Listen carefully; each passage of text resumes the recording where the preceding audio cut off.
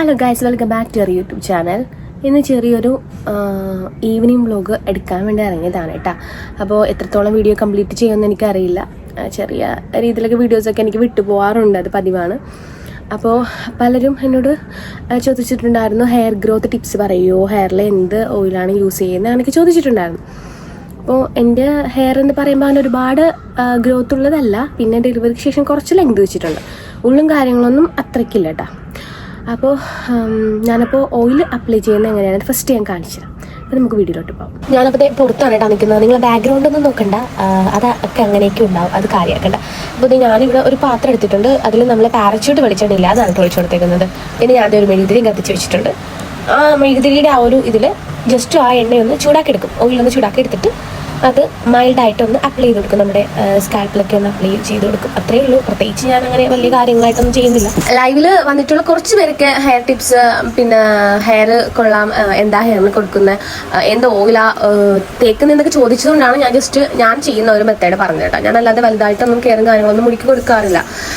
പിന്നെ നമ്മൾ നല്ല രീതിയിൽ കെയർ കൊടുക്കുവാണെങ്കിൽ നമുക്ക് മുടിക്ക് ലെങ്ത് വെക്കും, അത് ഷുവറാണ്. ഇതുപോലെ എണ്ണയൊക്കെ ഇട്ടിട്ട് മുടി ഇങ്ങനെ അമ്മക്കിട്ട് കെട്ടി വെക്കും.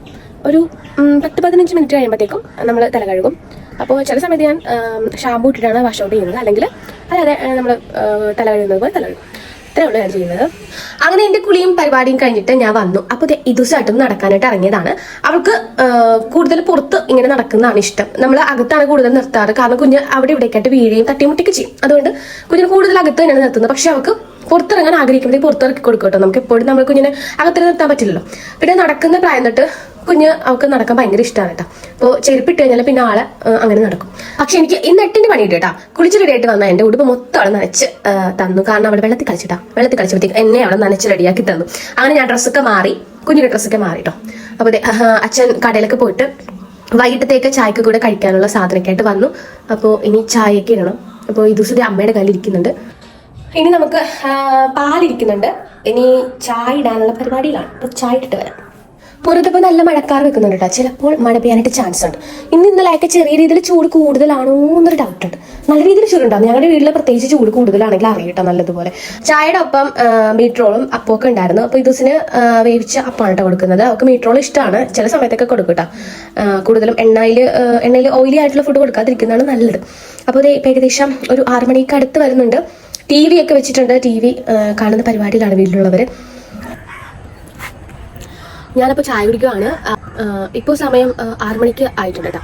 നേരെ ഇങ്ങോട്ട് ഇരുട്ടി വരുന്നുണ്ട്. പിന്നെ ഇദൂസ് ഇല്ല. ഇദൂസ് എൻ്റെ അച്ഛനോട് കടയിൽ പോയിരിക്കുവാണ്. അത് കുറച്ച് കഴിയുമ്പോൾ എത്തും. അപ്പോൾ ഇനി എന്താ പ്രത്യേകിച്ച് പരിപാടികളൊന്നും ഇല്ല. നമ്മൾ പതിപോലെ തന്നെ രാത്രിയാകുമ്പോൾ പ്രേമൊക്കെ ചൊല്ലുന്നു, ഫുഡൊക്കെ കഴിക്കുന്നു, പിന്നെ TV കാണുന്നു. പിന്നെ ഇപ്പോൾ ബിഗ് ബോസ് ഒക്കെ ഉള്ളതുകൊണ്ട് അതൊക്കെ ഇരുന്ന് ജസ്റ്റ് കാണും. പിന്നെ എന്താ അത്രയൊക്കെ ഉള്ളൂ. വേറെ പ്രത്യേകിച്ച് പരിപാടികളൊന്നും ഇല്ല. അപ്പോൾ ഇന്നത്തെ ഒരു വീഡിയോ ഇത്രയേ ഉള്ളൂ. എല്ലാവരും സേഫ് ആയിട്ടിരിക്കുക, ഹാപ്പി ആയിട്ടിരിക്കുക. ബൈ.